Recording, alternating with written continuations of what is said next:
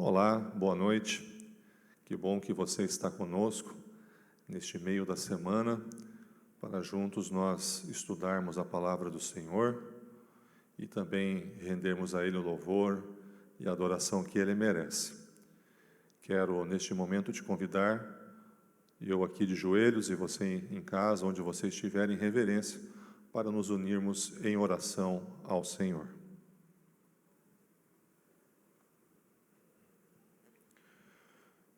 Querido e bom Deus, nossa gratidão a Ti, por estarmos em boas circunstâncias nesta quarta noite, rendendo este culto e também agora elevarmos a Ti os nossos pensamentos em oração.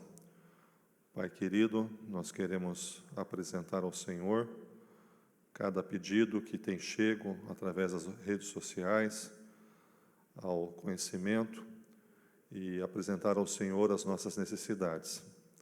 Queremos entregar cada amigo, cada irmão que está acompanhando essa programação através da internet e queremos, Senhor Deus, te clamar pela saúde física, mental, espiritual desses nossos irmãos, amigos que nos acompanham.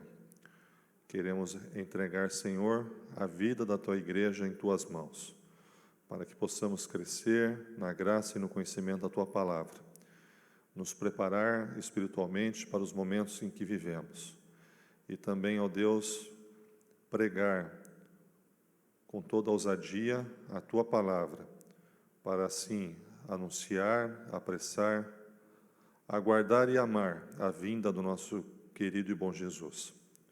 Prepara, Senhor, o Teu povo para este grande momento. Nos ajude, nos fortaleça a cada momento, para que assim possamos, ó Deus, estarmos sempre com a esperança viva em nossos corações, ansiando por este grande evento, o retorno do nosso Senhor Jesus, pois é o nosso maior desejo estar contigo no novo céu e na nova terra. Fica, ó Pai, com cada filho Teu que aqui nos acompanha, e dá-nos agora um coração receptivo para ouvir a Tua palavra. Nós te suplicamos, ó Pai eterno, em nome e por amor de Jesus. Amém.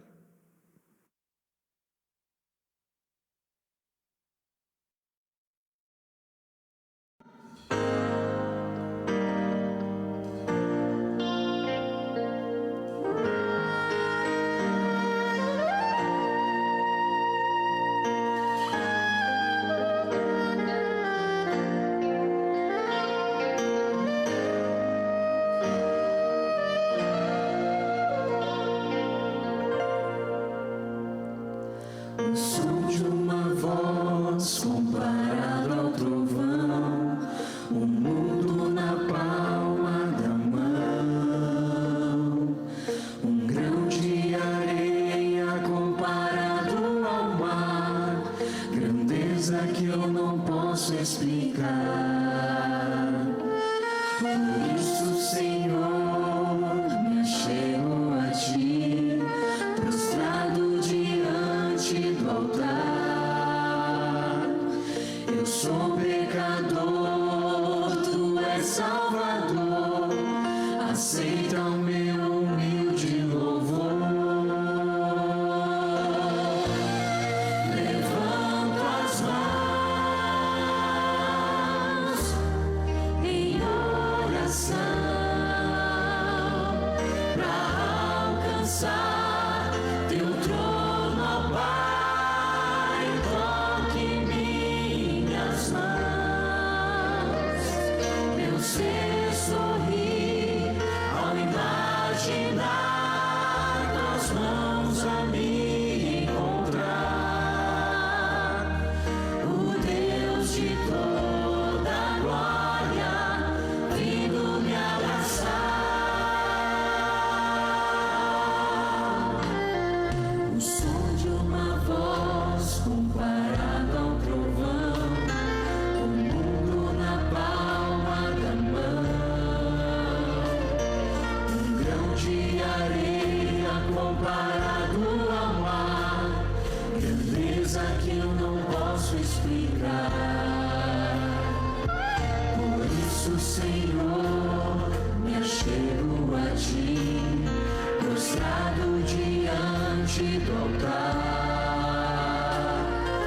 sou pecador, tu és Salvador, aceita o meu humilde louvor. Levanto as mãos em oração para alcançar teu trono, ó Pai. Toque minhas mãos, meu ser sorri ao imaginar tuas mãos a me encontrar. O Deus de toda glória vindo me abraçar.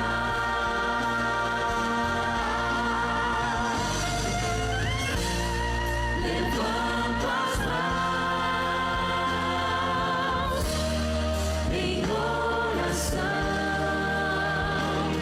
para alcançar teu trono, ó Pai. Toque minhas mãos, meu ser sorri ao imaginar tuas mãos a me encontrar. O Deus de toda glória vindo me abraçar.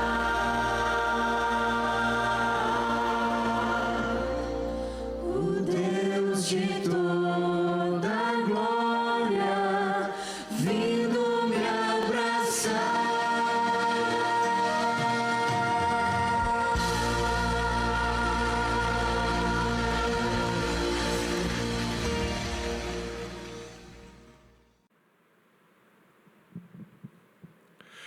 Olá, tudo bem? Culto de quarta-feira é um culto especial de oração. E a cada quarta temos tido aqui a oportunidade de orarmos por situações especiais, por pedidos, também por agradecimentos. E hoje eu gostaria de estar orando com você por algo muito especial. Um grande milagre que você deseja em sua vida. Quem sabe um projeto muito especial, quem sabe algo realmente que seja grande e que você sabe que depende muito de Deus. É claro, a nossa vida depende totalmente de Deus. Mas existem assuntos, pedidos que são pequenos, relativamente simples e, digamos assim, fáceis de acontecer. Mas outros realmente requerem um grande milagre. Quem sabe uma cura, a compra de um imóvel novo. Enfim, vamos juntos estarmos orando por um grande milagre em nossas vidas, agora no ano de 2022. A Bíblia traz grandes exemplos de milagres que foram realizados na vida de pessoas, e um deles é o de Ana. Ana desejava muito ter um filho, mas, como sabemos, ela era estéril. E então a encontramos no templo, orando a Deus por um grande milagre em sua vida. A partir do verso 15, acompanhe comigo, por gentileza. 1 Samuel 1, verso 15. Porém, Ana respondeu: não, Senhor meu, eu sou mulher atribulada de espírito, não bebi nem vinho, nem bebida forte, porém venho derramando a minha alma perante o Senhor. Não tenhas, pois, a tua serva por filha de Belial, porque pelo excesso da minha ansiedade e da minha aflição é que tenho falado até agora. Então lhe respondeu Eli: vai-te em paz, e o Deus de Israel te conceda a petição que lhe fizeste. E disse ela: ache a tua serva mercê diante de ti. Assim a mulher se foi em seu caminho e comeu, e o seu semblante já não era triste. E como sabemos, Deus realizou esse grande milagre, esse grande anseio e desejo na vida de Ana.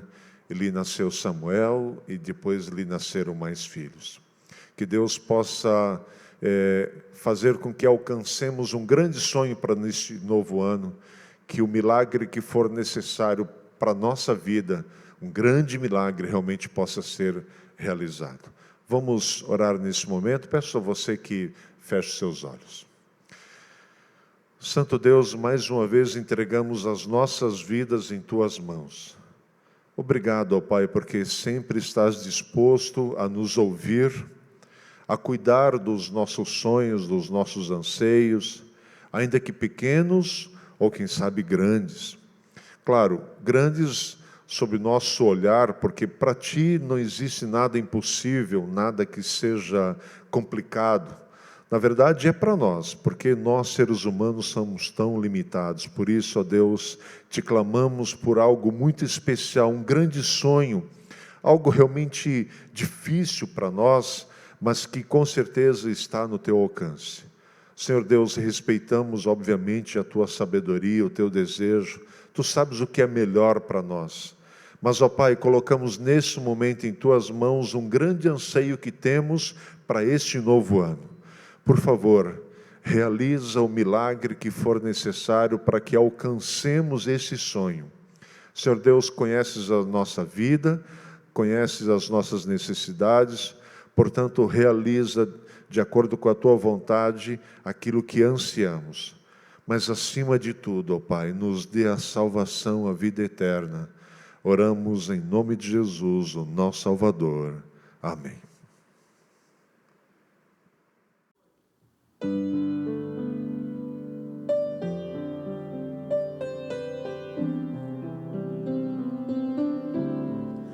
Como podes pensar que tudo seria sempre assim, morrendo a cada dia, lutando pra viver e ser feliz? Como podes pensar que a tristeza venceria, que o sol não mais brilharia e o pecado que o persegue não iria suportar?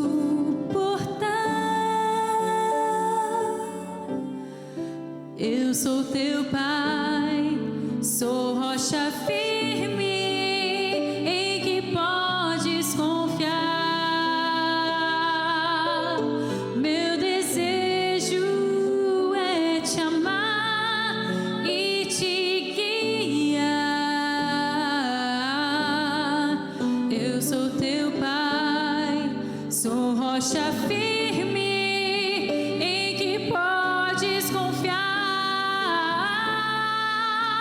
Eu te espero quando irás tua vida inteira me entregar. Te espero quando irás tua vida inteira me entregar.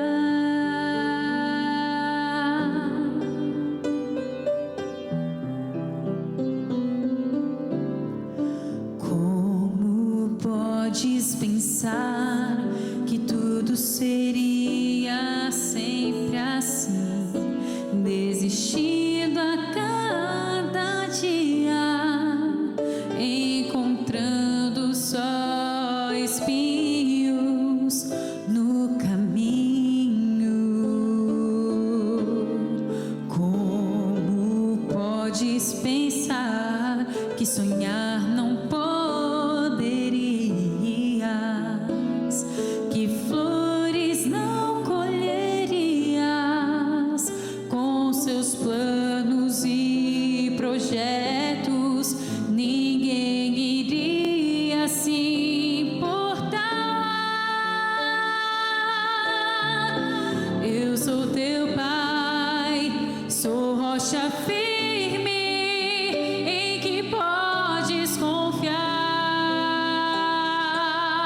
Meu desejo é te amar e te guiar.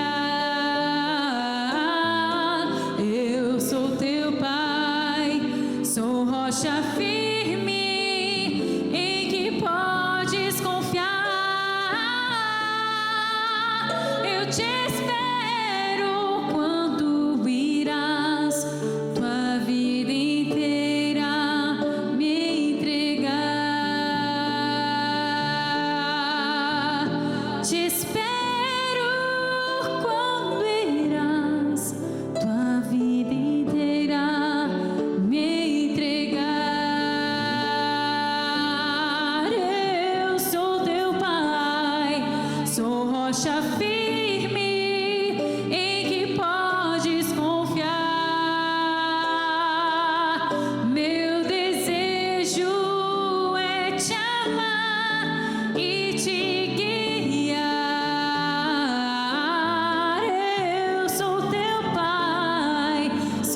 rocha firme em que podes confiar.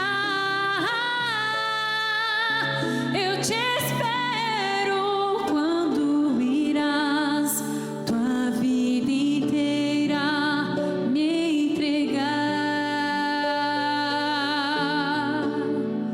Te espero quando irás tua vida inteira me entregar.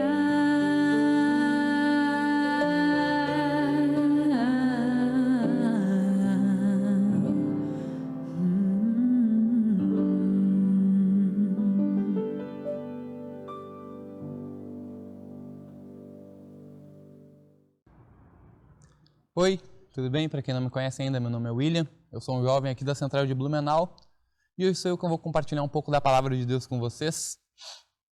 Antes de começar a gente ler o texto básico que eu quero utilizar essa noite, quero convidar vocês a abrirem suas Bíblias já, lá no livro de Jeremias, Jeremias 1, versículo 4.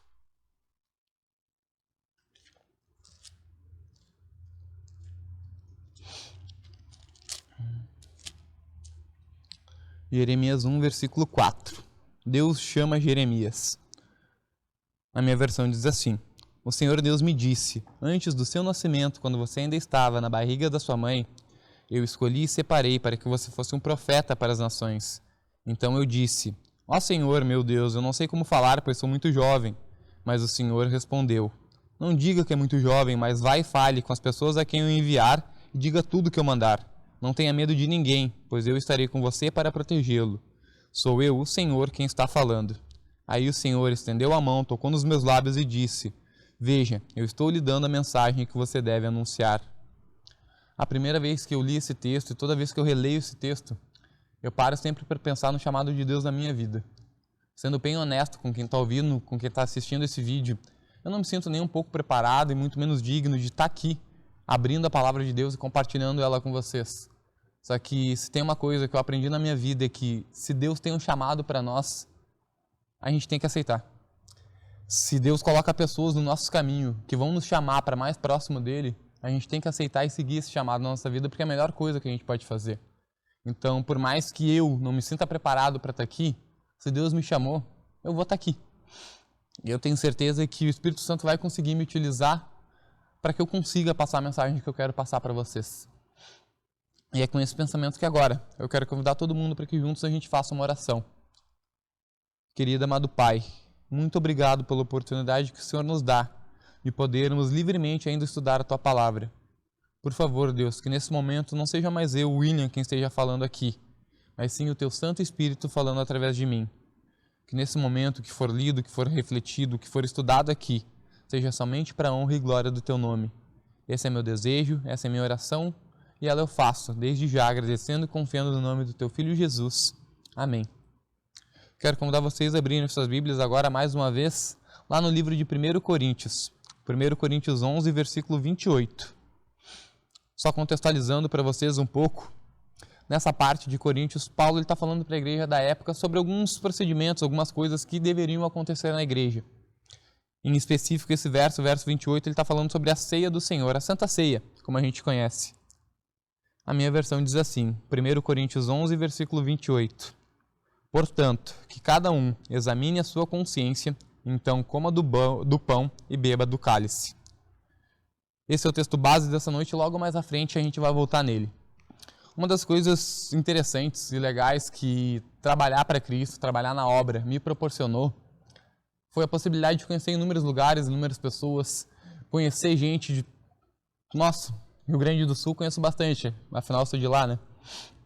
Então, uma das coisas que eu acho legal é quando a gente chega numa igreja, vai visitar algum lugar que faz tempo que a gente não vai, e a gente percebe como as pessoas cresceram na fé, em comprometimento, na obra de Deus. Como a gente vê pessoas que muitas vezes a gente nem conseguia nem imaginar que pudessem liderando a igreja de Cristo aqui nessa terra. E isso é um processo que acontece de forma natural a partir do momento que a gente aceita o chamado de Cristo e passa a ficar perto dele. Porque quando a gente convive com Deus, a gente evolui.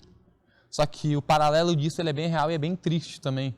Porque quantas pessoas, de repente, a gente já não conheceu na nossa trajetória que a gente via que eram pessoas abençoadas, pessoas que tinham um potencial muito grande e, de repente, por algum motivo, elas pegaram, simplesmente se afastaram e saíram da igreja. E a gente, como humano, muitas vezes a gente se pergunta, né? O que será que Cristo fez para que essa pessoa se afastasse e saísse dos caminhos dele? Acontece que Cristo, em momento algum, ele vai querer que alguém saia, que alguém se afaste dele. E não adianta a gente querer inventar desculpa, falar, foi o que me fizeram, porque no dia do Senhor isso não vai colar. Porque a gente tem que entender qual que é o nosso papel, qual que é a nossa função aqui dentro da igreja. E somente a partir do momento em que a gente entender isso, é que a gente vai conseguir viver uma vida plenamente ao lado de Cristo. E uma das coisas que também, por sempre estar na liderança da igreja, por estar sempre acompanhando, por estar sempre pregando, compartilhando a palavra de Deus, uma das coisas que muitas vezes acontecem é que às vezes a gente prepara uma mensagem, compartilha algo, estuda, vai lá, passa.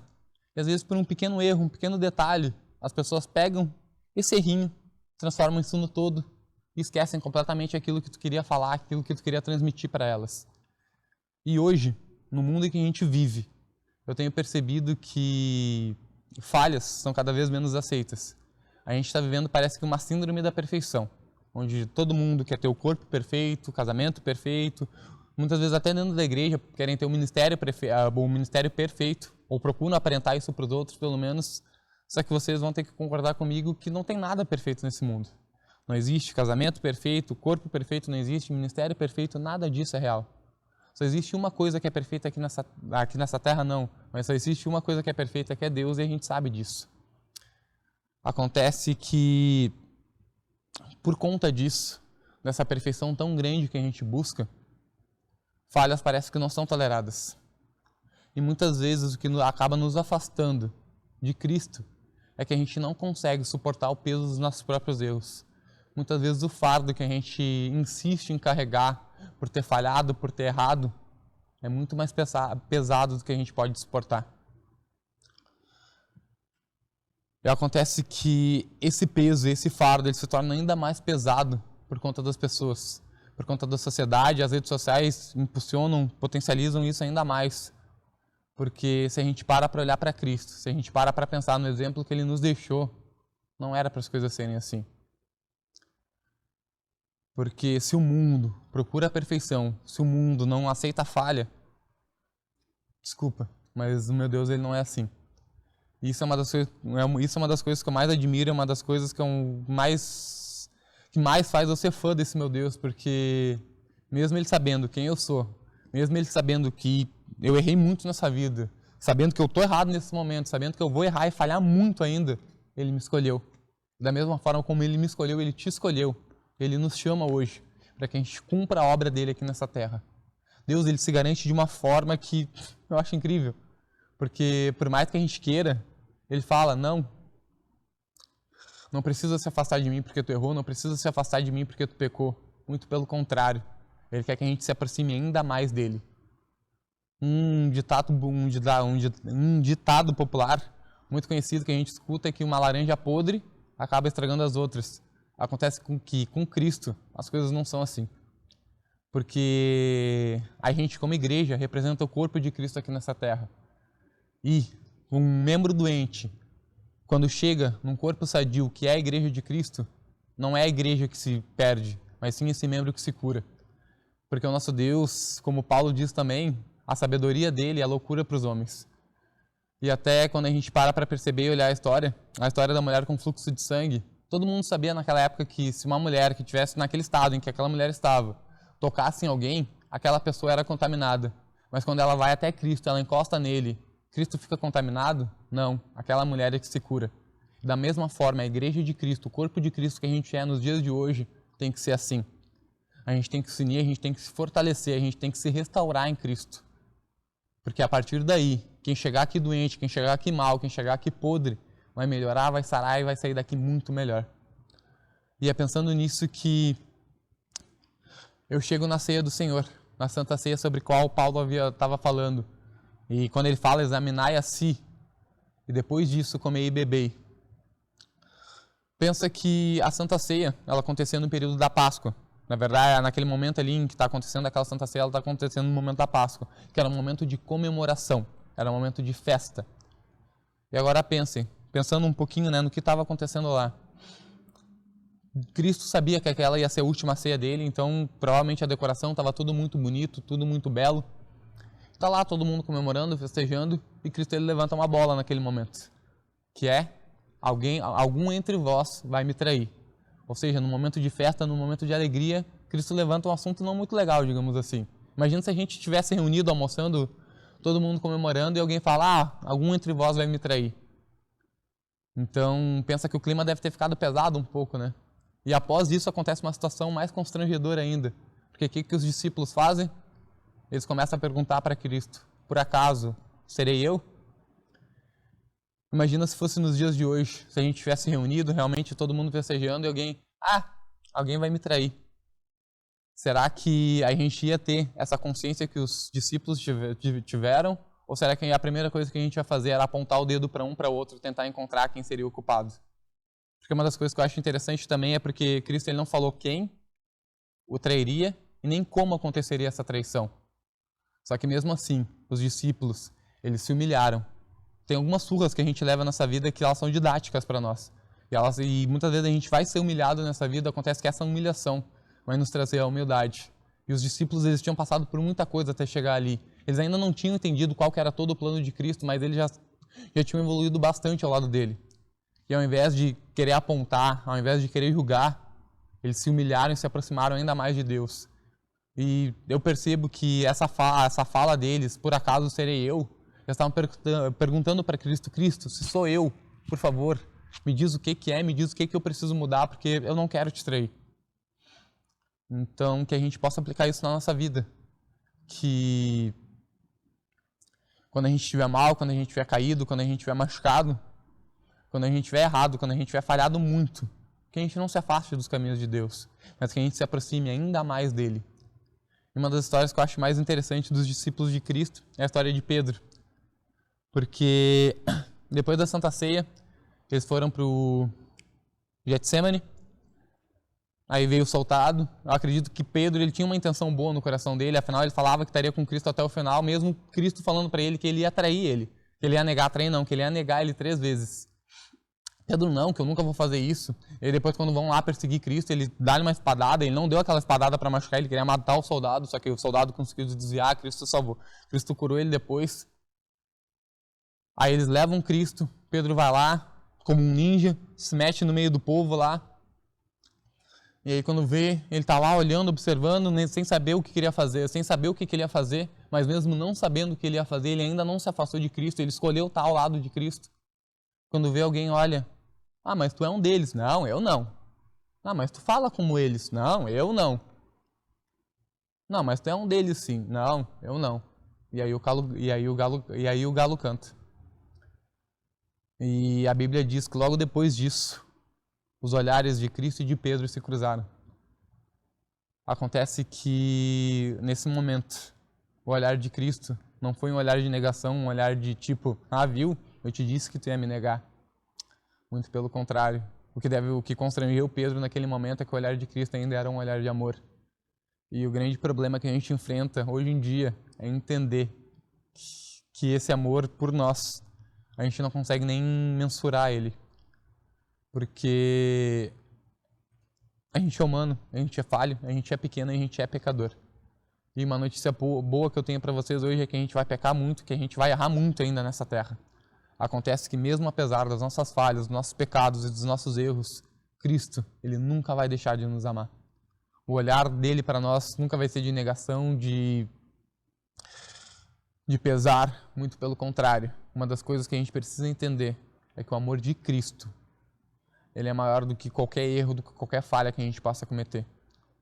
E a partir do momento que a gente entender isso, a gente vai passar a entender o nosso lugar aqui dentro. Então, a grande mensagem que eu quero trazer para nós hoje é essa. Que, como Paulo disse, que a gente saiba se examinar. Que a gente saiba parar para analisar e entender o que a gente tem errado, o que a gente tem falhado. Afinal, Paulo também diz que eu me orgulho das minhas fraquezas, porque são nas minhas fraquezas que eu reconheço onde mais eu preciso de Cristo.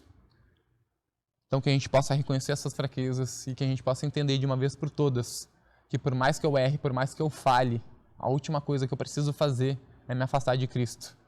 Que o que eu preciso fazer hoje, como membro do corpo de Cristo que eu sou, é me aproximar ainda mais dele. Porque somente a partir do momento em que eu estiver com ele, que eu estiver junto na igreja, como congregação, entendendo o meu papel aqui dentro, é aí sim que eu vou ser curado, que eu vou ser restaurado e que eu vou ter poder para pregar ainda mais a palavra dele para as pessoas que precisam. E é com esse pensamento que eu encerro a mensagem que eu queria passar para vocês hoje. E é com esse pensamento também que eu convido vocês para fazer uma última oração. Querido amado Pai, muito obrigado por nos amar de uma forma que a gente não consegue nem imaginar. Obrigado, Deus, por, apesar dos nossos erros, apesar das nossas falhas, o Senhor nunca nos abandonar. Obrigado, Pai, por estar sempre do nosso lado e fazendo com que o Teu Santo Espírito sempre esteja nos incomodando, nos constrangendo e nos guiando novamente em direção a Ti. Por favor, esteja conosco sempre. Esse é o meu pedido, essa é a minha oração. E ela eu faço desde já, agradecendo e confiando no nome do Teu Filho Jesus. Amém.